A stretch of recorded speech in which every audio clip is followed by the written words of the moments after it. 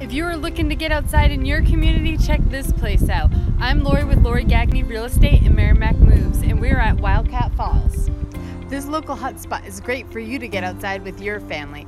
Wildcat Falls is located right here in Merrimack, off Babusick Lake at the intersection of Courier Drive and Hemlock Street. You'll notice the welcome sign and ample parking.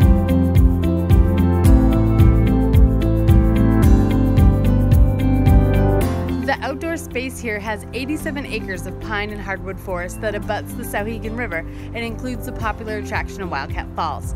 As you can see behind me, there's a 2.2 mile loop. It is lightly trafficked, both kid and dog friendly.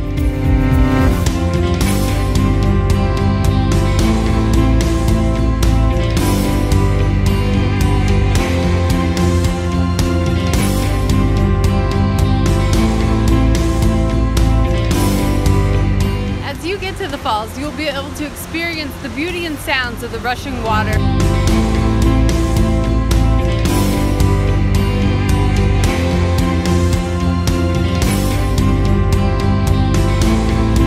This park can be used for hiking, biking, fishing, skiing, snowshoeing, and other passive activities.